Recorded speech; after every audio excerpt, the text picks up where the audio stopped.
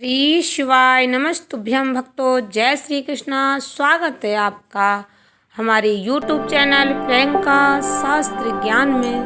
भगवान भोलेनाथ की कृपा हम सब पर सदैव बनी रहे। भक्तों, आज के वीडियो में आप सुनेंगे हरतालिका तीज व्रत की पौराणिक कथा। इस व्रत कथा को श्रवण करने मात्र से भगवान भोलेनाथ माता पार्वती की कृपा भक्तों को प्राप्त होती है।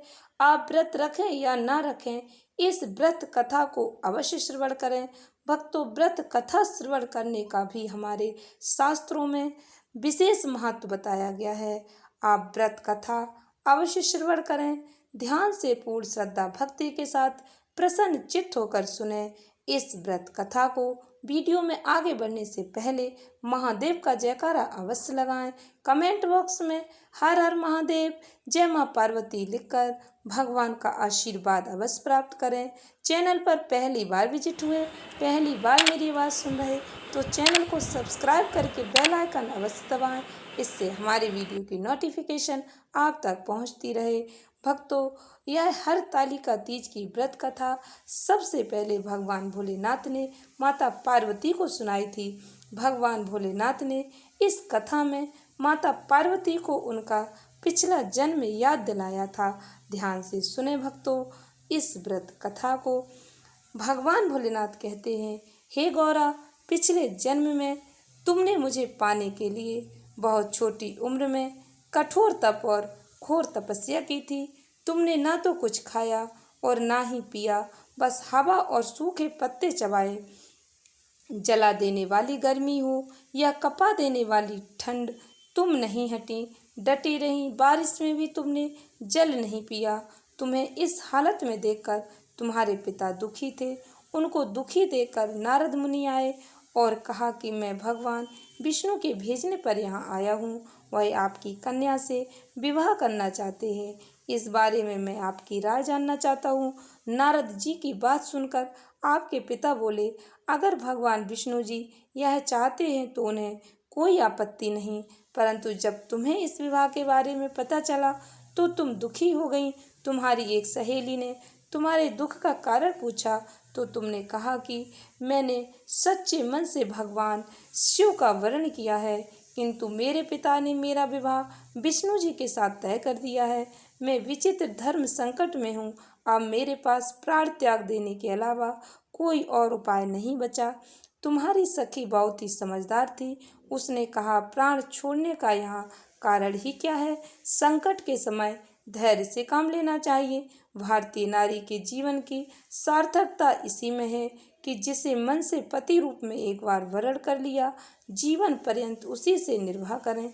मैं तुम्हें घनघोर वन में ले चलती हूँ, जो साधना स्थल भी है और जहाँ तुम्हारे पिता तुम्हें खोज भी नहीं पाएंगे। मुझे पूर्ण विश्वास है कि ईश्वर अवश्य ही तुम्हारी सहायता करेंगे। तुमने ऐसा ही किया पार्वती। तुम्हारे पिता तुम्हें घर में न पाकर बड़े चिंतित और दुखी हुए। इधर तुम्हारी खोज होती रही, उधर तुम अपनी सहेली के साथ नदी के तट पर एक गुफा में मेरी आराधना में लीन रहने लगी। तुमने रेत के शिवलिंग का निर्माण किया। तुम्हारी इस कठोर तपस्या के प्रभाव से मेरा आसन हिल उठा और मैं शीघ्र ही तुम्हारे पास पहुंचा और तुमसे वर मांगने को कहा। तब अपनी तपस्या के फलीभूत मुझे अपने समक्ष पाकर तुमने कहा, मैं आपको सच्चे मन से पति के रूप में वरण कर चुकी हूँ। यदि आप सचमुच मेरी तपस्या से प्रसन्न होकर यहाँ पधारे हैं तो मुझे अपनी अर्धांगिनी के रूप में स्वीकार कर लीजिए। तब तथास्तु कहकर मैं कैलाश पर्वत पर लौट गया। उसी समय गिरिराज अपने बंधु बांधवों के साथ तुम्हें खोजते हुए वहाँ पहुँचे। तुमने सारा वृतांत बताया और कहा कि मैं घर तभी जाऊंगी अगर आप महादेव से मेरा विवाह करेंगे। तुम्हारे पिता मान गए और उन्होंने हमारा विवाह करवाया। इस व्रत का महत्व यह है कि मैं इस व्रत को पूर्ण निष्ठा से करने वाली प्रत्येक स्त्री को मन वांछित फल देता हूँ। इस पूरे प्रकरण में तुम्हारी सखी ने तुम्हारा हरण किया था, इसलिए इस व्रत का नाम हरतालिका व्रत हो गया।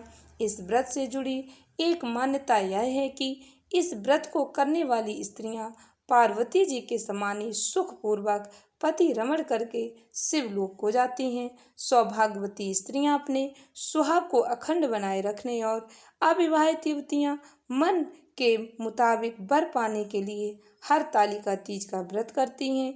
इस दिन व्रत करने वाली स्त्रियां सूर्योदय से पूर्व ही उठ जाती हैं और नहाकर पूरा श्रृंगार करती हैं। 16 श्रृंगार करने के बाद पूजन के लिए केले के पत्तों से मंडप बनाकर गौरी शंकर की प्रतिमा स्थापित की जाती है। इसके साथ ही माता पार्वती जी को सुहाग का सारा सामान चढ़ाया जाता है। भगवान गणेश जी की पूजा आराधना की जाती है। शिव परिवार की पूजा आराधना की जाती है। रात्रि में रात्रि जागरण किया जाता है। भजन कीर्तन करते हुए जागरण कर 3 बार आरती की जाती है। भगवान भोलेनाथ माता पार्वती के विवाह की कथा श्रवण की जाती है। भक्तों, इस व्रती को शयन नहीं करना चाहिए। शयन करना निषेध बताया गया है। शास्त्रों में स्पष्ट वर्णन मिलता है कि इस व्रत को रखने वालों को रात्रि में सोना नहीं चाहिए। इसके लिए उसे रात्रि में भजन कीर्तन करने के साथ ही रात्रि जागरण करना चाहिए। प्रातःकाल स्नान करने के बाद श्रद्धा और भक्ति पूर्वक किसी सुपात्र सुहागिन महिला को श्रृंगार की सामग्री, वस्त्र, खाद्य सामग्री, फल, मिष्ठान एवं यथाशक्ति कुछ भी आभूषण दान करना चाहिए। छोटा सा ही आप अपनी सामर्थ्य अनुसार कुछ भी सोने चांदी की छोटी सी ही वस्तु दान करते हैं तो उसका भी पुण्य फल प्राप्त होता है। यदि आपने रेत के शिवलिंग बनाए हैं या आपने मिट्टी के शिव परिवार को स्थापित किया है तो उसका जलाशय में विसर्जन करना चाहिए। खीरा खाकर व्रत को संपन्न किया जाता है। व्रत चतुर्थी तिथि में ही पारण किया जाता है। आशा करती हूँ वीडियो अच्छी लगी होगी।